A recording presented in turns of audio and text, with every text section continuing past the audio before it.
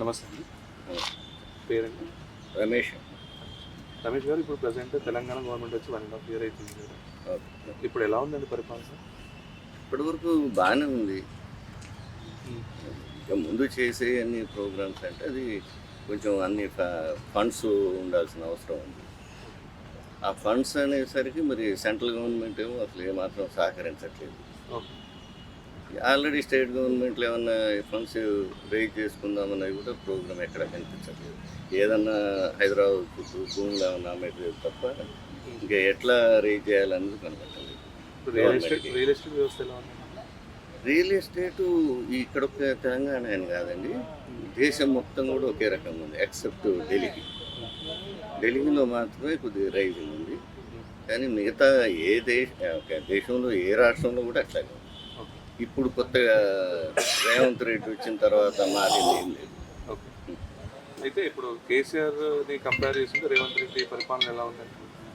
KCR and Revanth Reddy compare చేసుకుంటే బాగానే ఉంది. ఓకే. ఇప్పుడు జాబ్స్ ఇవన్నీ నోటిఫికేషన్ ఇవ్వటం అపాయింట్ చేసుకోవటం జరిగింది కదా, గత 10 years నుంచి చేయింది కదా ఇది. ఓకే.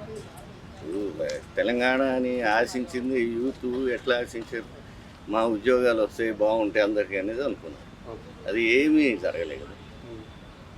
ఇప్పుడు కొన్నైనా ఇప్పుడు కొద్దిగా వీళ్ళు నోటిఫికేషన్ ఇవ్వటం అపాయింట్ చేసుకోవడం కూడా అయిపోయింది డిఎస్సి. ఓకే. అయితే ఇప్పుడు పెన్షన్స్ స్కీమ్ అనేది పెంచుతున్నారు కదా, ఇంకా పెంచలేదు అంటున్నారు కదా. ఇది ఫండ్స్ ప్రాబ్లం అయితే ఉంది.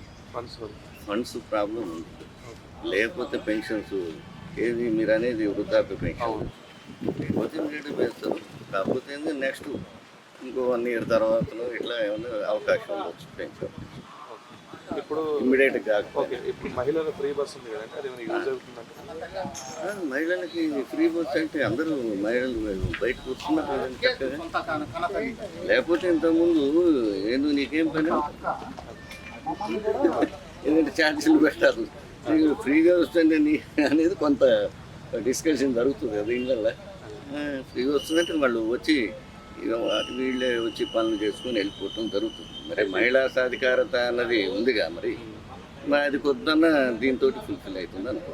ఓకే. మొన్న కృష్ణానది వాటర్లో మనకి తెలంగాణకు వచ్చేసరికి మనకి 34 రేషియో ఉండేది. ఇంతకుముందు మనకి తెలంగాణ స్టేట్ స్టార్ట్ అయినప్పటి నుంచి 34, అటు ఆంధ్రాకి వచ్చేసి 66% ఉంది. ఇప్పుడు మరిన్ని వాటర్ కావాలి అనేసి రేవంత్ రెడ్డి గారు మన ప్రపోజల్ పెట్టారు. ఇది అయితే వాళ్ళు ఏం చెప్తున్నారంటే ఆల్రెడీ మీరు వాడేసుకున్నారు కదా అనేసి, స్టోరేజ్ కెపాసిటీ లేదని చెప్తున్నారు. దీనిపై మీ ఆల్రెడీ వాడుకుంటే మరి అట్టేసుకుంటుంది అంటే దాని పూర్తిగా నాకు డీప్గా దాని గురించి అయితే తెలియదు, కానీ నిజంగానే వాడేసుకుంటే మరి అందరికీ కావాలి కదా, ఎవరి రేషియో ప్రకారం పర్సంటేజ్ కావాలి కదా. పర్సంటేజ్ ఇంక్రీజ్ కావాలని అడగటంలో మాత్రం మంచి డిమాండ్. ఎంతో కొంత కొద్దిగా ఇంక్రీజ్ చేయండి, మా అవసరాలు ఉన్నాయి, తెలంగాణ ప్రజలకు కూడా బాగా ఎక్కువ అవసరం ఉంది, డ్రింకింగ్ వాటర్ కానీ ఇది అవసరం ఉందనుకున్నప్పుడు అడగటంలో మంచి డిమాండ్. ఇప్పుడు నిధులు నియామకాలు అని చెప్పేసి తెలంగాణ స్టేట్ ఫామ్ అయింది. మరి అప్పుడు కేసీఆర్ గారు ఎందుకు దీని మీద అంత ఫైట్ చేయలేదు కదా కృష్ణా వాటర్?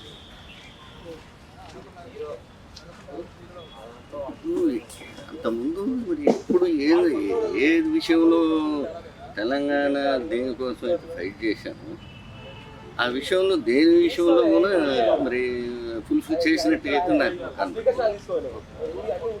ఒక కాళేశ్వరం ఒకటి అది కనపడుతుంది, అది కూడా ఆగిపోయింది కదా. దాని మీద ఫండ్స్ అన్ని వేస్ట్ అయిపోయినాయి కదా, మధ్యలో తినిపోయి.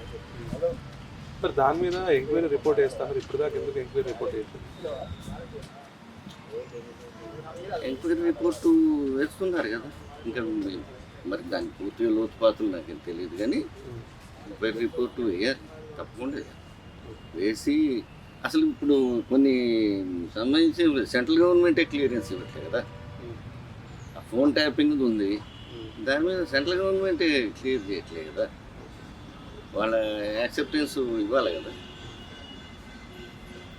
మొత్తానికైతే తెలంగాణ గవర్నమెంట్ హ్యాపీగా ఉన్నట్టు.